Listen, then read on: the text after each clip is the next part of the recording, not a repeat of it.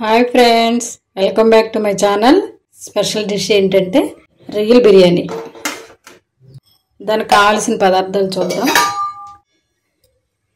ఇదిగోండి, ఇది బాస్మతి రైసు. ఒక గంట ముందు నానబెట్టుకున్నాను. 30 కేజీ ఉంటుంది.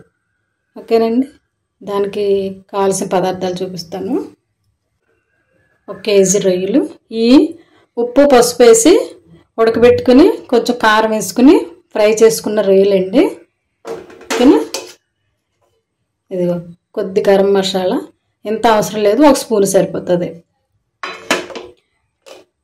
అల్లం వెల్లుల్లి పేస్టు, ఇది ఫ్రెష్గా దంచుకున్నదండి. కొత్తిమీర, పుదీనా.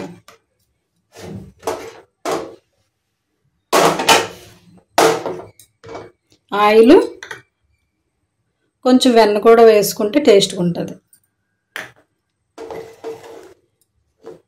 ఉప్పు, 2 టమాటాలండి, ఉల్లిపాయ, పచ్చిమిరపకాయ.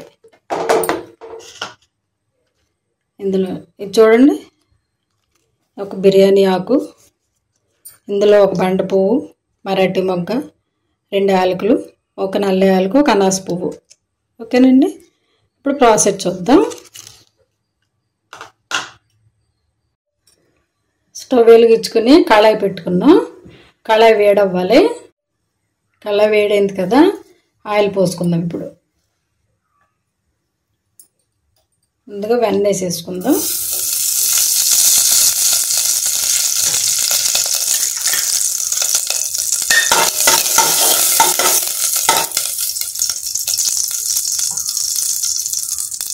ఇదిగోండి ఆయిల్.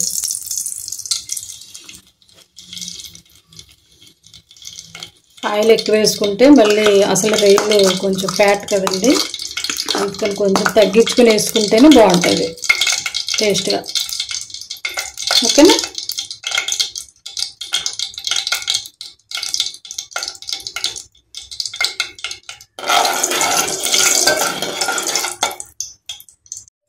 ఆయిల్ వేడైంది కదా, చూడండి, బిర్యానీ ఆకు, హోల్ గరం మసాలా వేసుకోండి. స్టవ్ మీడియం ఫ్లేమ్ మీద పెట్టుకుని వేపించుకోవాలి. మాడిపోతే కనుక బిర్యానీ బాగోదు.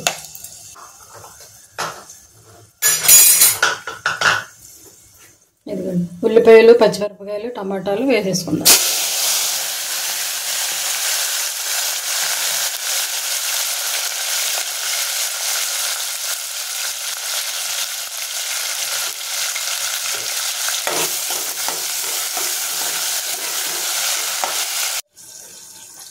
ఒకసారి చూద్దాం.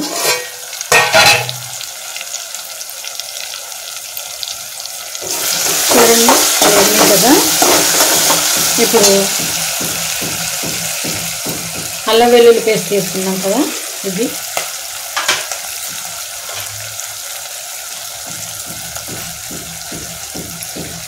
ఒక స్పూన్ గరం మసాలా,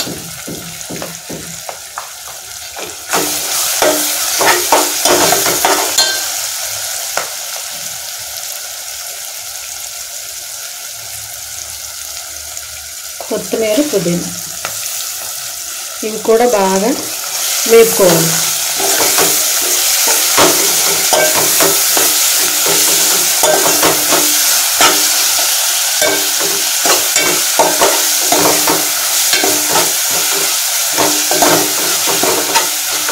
ఓకేనా. చూద్దాం ఇప్పుడు.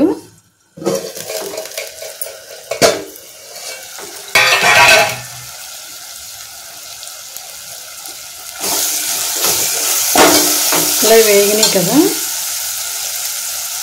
ఇప్పుడు మనం రొయ్యలు క్లీన్ చేసి పెట్టుకున్నాం కదా, ఇవి కూడా వేసేసుకుందాం.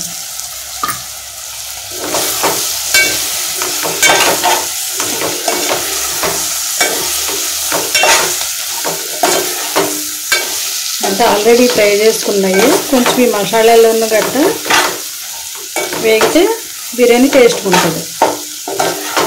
ఓకేనా. ఒక 2 నిమిషాలు ఇలా కుక్ చేసుకుంటే బాగుంటుంది. చూద్దాం.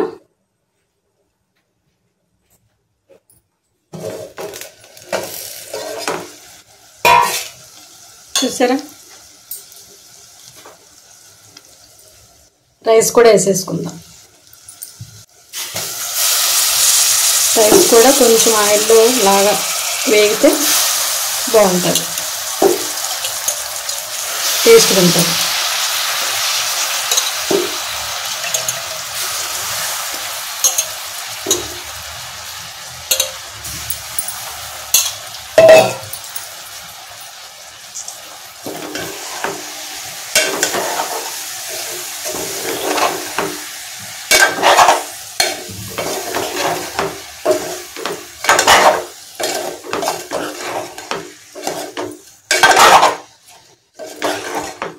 ఎక్కువ తిప్పకూడదు. ఒక 2 నిమిషాలు ఇలా ఉంటే రైస్ కూడా చక్కగా ఉప్పు కారం అన్నీ పడితే బాగుంటుంది. ఒకసారి చూద్దాం. ఈ గ్లాస్ తోటి రైస్ తీసుకున్నాను. 1 గ్లాసున్నర. వాటర్ 3 గ్లాస్ పోసుకోవాలి. ఇది పోసేసుకుంటాం.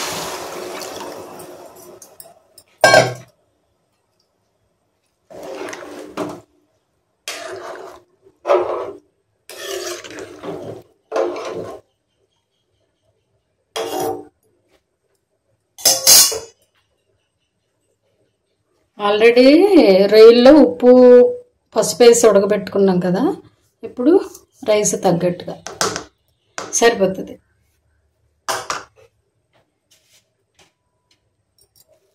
ఇప్పుడు మిగతా కొత్తిమీర పుదీనా వేసేసుకుందాం.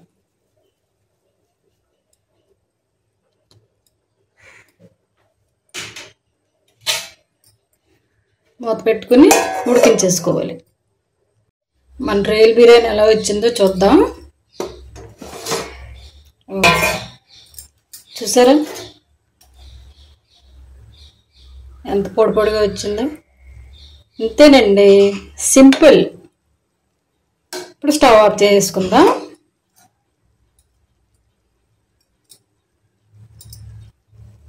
టేస్ట్ చూద్దామే. చూడండి ఫ్రెండ్స్, ఇదిగోండి రొయ్యల బిర్యానీ. ఓకేనండి, దీని కాంబినేషన్ రొయ్యల కర్రీ ఆల్రెడీ వీడియో చేసి ఉంచాను, ఒకసారి వీడియోలోకి వెళ్ళి చూడండి. ఓకేనండి, ఈ వీడియో కనుక మీకు నచ్చితే లైక్ చేయండి, షేర్ చేయండి, సబ్స్క్రైబ్ చేయండి. ఓకేనండి, థ్యాంక్ యూ ఫర్ వాచింగ్.